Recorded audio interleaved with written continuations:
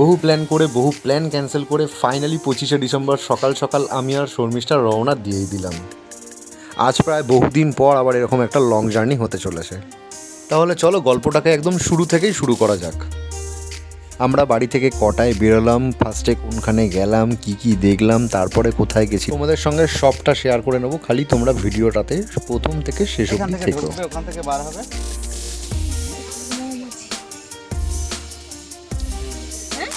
এই ওপর দিকে কিন্তু মধু 2 ফিটে আছে। ওর ধরো এরকম।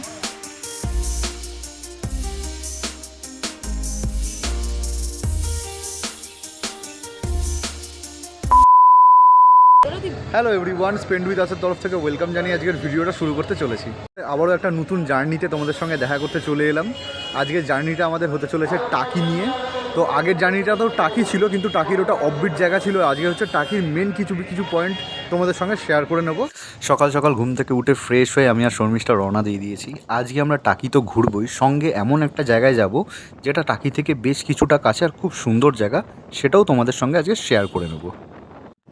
আমরা বেলঘড়িয়া থেকে বেরিয়ে প্রথমেই চলে গেছিলাম কল্যাণী রোড পার করে সিধা মধ্যমগ্রামের দিকে। মধ্যমগ্রামের থেকে যে রাস্তাটা বারাসাতের দিকে যায়, আমরা সেই রাস্তা থেকেই টাকি গেছিলাম। আর জার্নির শুরুটাতেই না আচমকা বৃষ্টি চলে এসেছিলো। আমি তো ভাবলাম হয়ে গেল, আমাদের জার্নি শেষ, আমাদের হয়তো আজকে কোথাও যাওয়া হবে না। কিন্তু কিছুক্ষণের মধ্যে আবার ওয়েদারটা ঠিকও হয়ে গেছিলো। সকালের ব্রেকফাস্ট আর বাইরে বৃষ্টি। আমাদের সকালবেলার ব্রেকফাস্ট কমপ্লিট। এবার আমরা আবার যাব। বাইরে বৃষ্টিটাও কমে গেছে।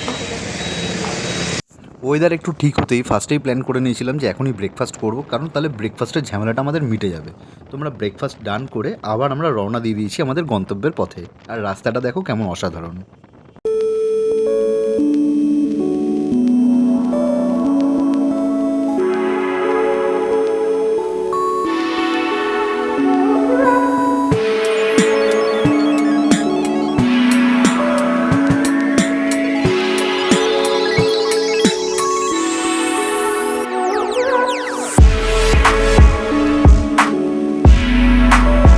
শীতকালের সকালে এরকম একটা সুন্দর বাইক জার্নি আর তার সঙ্গে প্রকৃতির এত সুন্দর সুন্দর দর্শন পেলে আর কি চাই।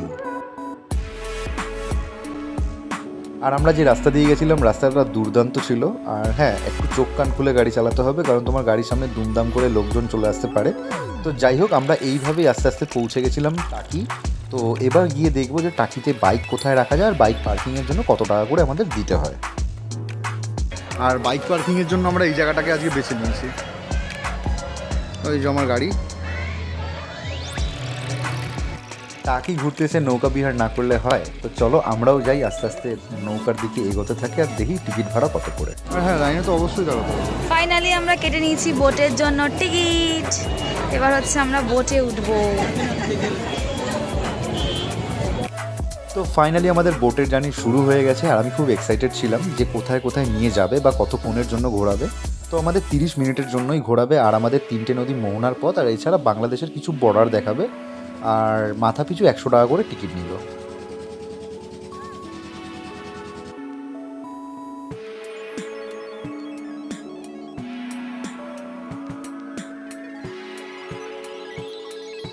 নৌকার ঠিক সোজাসুজি ওই পাড়টাতেই কিন্তু বাংলাদেশ। আমাদের এপারে যেমন টাকি একটা ঘোরার জায়গা, ওই পারেও ঠিক ওরকমই একটা ঘোরার জায়গা আছে, নামটা আমি ভুলে গেছি। তো যাই হোক, ওই পাড়টাই কিন্তু পুরোটাই বাংলাদেশ। আর এই যে ডান দিকটা দেখছেন, এই ডান দিকে পুরোটাই আমাদের ইন্ডিয়ার বিএসএফ এর ক্যাম্প রয়েছে, পুরোটাই, যেখান থেকে তারা সমস্ত কিছু চোখের নজরে রাখে। তো প্রায় 30 মিনিট আমরা নৌকা করে ঘুরেছি। নৌকার জার্নিটা বেশ ভালো লেগেছে আমার। তো এরপরে আমাদের যে বাকি সাইট সিনগুলো আছে তার জন্য রওনা দেওয়া যাক।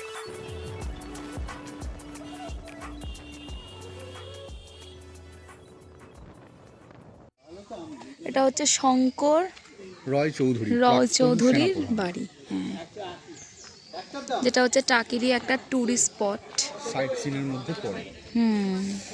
আজকের দিনের প্রথম সাইট সিন এটা। বল কি বলছিস? আজকের দিনের প্রথম সাইট সিনের ফার্স্ট স্পট হচ্ছে এটা, প্রাক্তন সেনাপ্রধানের বাড়ি। এখানে চাইলে আপনারা টোটো করে আসতে পারেন, কিন্তু টোটোওয়ালা অনেক টাকা নিয়ে। হ্যাঁ, কিন্তু বেশিরভাগ লোক টোটো করেই আসবে। তো এইভাবে আমরা একে একে পরের স্পটের দিকে এগোবো। এটা হচ্ছে আমাদের বিসর্জন বাড়ি। উল্টো পাল্টা করছে, একসাথে থাকবো তো মানে যেখানে বিসর্জন সিনেমার শুটিং হয়েছিল। তুই কি দেখেছিস বিসর্জন সিনেমাটা? না।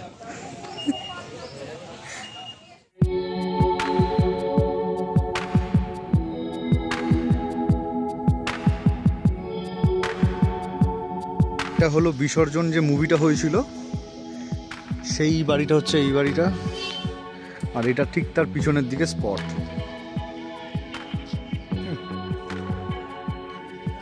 ওখানে আর একটা আমরা মজার জিনিস দেখেছি, সেটা হলো মৌমাছি দিয়ে মধু চাষ করা। আর আমরা যখন মধুটা লোড এই ওপর দিকে কিন্তু মধু 2 ফিটে আছে, ওর ওধারে এরকম এই যে, আবার দেখুন হলুদ। তো মধু কি করে চাষ করে সেসব দেখে আমরা এগিয়ে যাব নেক্সট স্পটের দিকে। নলকূপ দেখতে।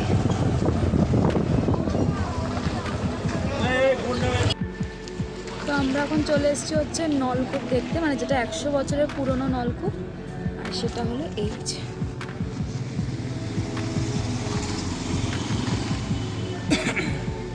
আর এটা এখন একটা পিকনিক স্পটও, তাই তো? যেখানে হচ্ছে কি এটাই এই যে, এটা একটু সবাই পজ করে হ্যাঁ দেখে নিতে পারো। এখন আমরা এসে পৌঁছলাম জোড়া মন্দিরে, জোড়া শিব মন্দির। রূপোর মুকুট পরানো রয়েছে এখানে, আর একটা হচ্ছে এই দিকে। এটা আর একটা স্পট, এটার নাম হলো জোড়া শিব মন্দির। এই স্পটগুলো কিন্তু কাছাকাছি, খুব বেশি দূরে নয়, আপনারা চাইলে কিন্তু নিজেদের বাইকে করে ঘুরে দেখতেই পারেন।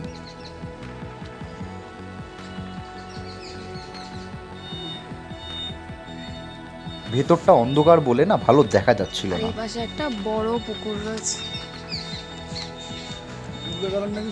আর এখন যে জায়গাটাতে চলে এসেছি এটা হলো টাকি রাজবাড়ি। এটা হলো টাকি ভ্রমণের আজকের আমাদের লাস্ট স্পট।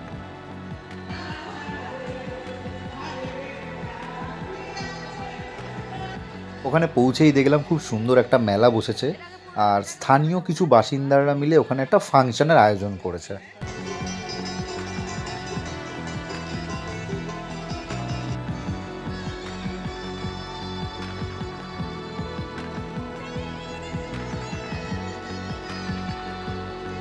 মেলার মধ্যেই ওখানকার লোকেরা বেশ কিছু হাতে বানানো খাবারের দোকান দিয়েছে।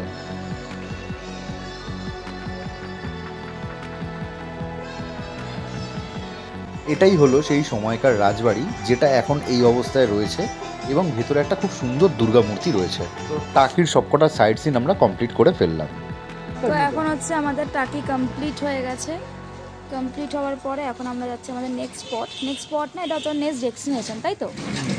তো সেটা আমরা গিয়ে তারপরে তোমাদেরকে বলছি আমরা কোথায় যাচ্ছি।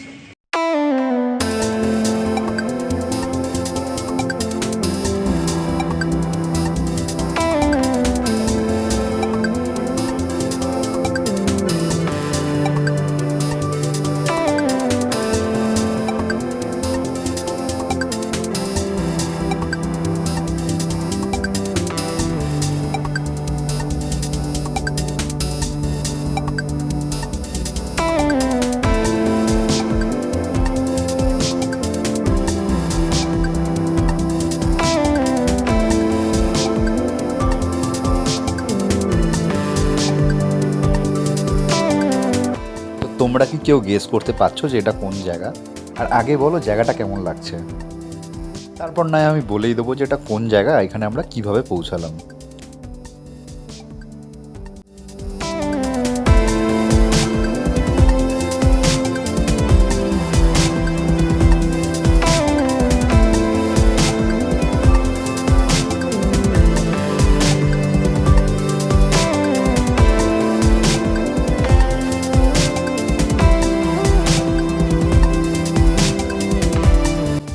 তোমরা অনেকেই ঠিক ভেবেছো, এই জায়গাটার নাম হলো আন্দুলপোতা। আর এখানে আমরা কিভাবে এলাম তোমাদেরকে সমস্ত কিছু বলে দিচ্ছি। তার আগে একটা কাজ করো, ভিডিওটাকে লাইক করে চটপট করে চ্যানেলটাকে সাবস্ক্রাইব করে ফেলো, অবশ্যই এরকম অফবিট জায়গার খোঁজ পেতে। টাকি টাকি থেকে না এই জায়গাটা খুব বেশি দূরে নয়, মাত্র 15 থেকে 16 কিলোমিটারের মধ্যেই হবে, নলডি বাজারের কাছে। এবার যদি বলো নলডি বাজারটা কোথায়, তাহলে বলতে পারবো না বস, একটু গুগল ম্যাপের সাহায্য নিয়ে নিও। টাকি ঘুরতে এলে তাও আবার নিজের গাড়িতে, এই জায়গাটা কিন্তু মিস করো না। তাহলে চলো আজকের ভিডিওটা আমি এখানেই শেষ করছি। আর তোমরা খুব ভালো করে জানো ভিডিওটা ভালো লাগলে তোমাদেরকে কি করতে হবে। তো আবার দেখা হচ্ছে নতুন কোনো ভিডিওর সাথে।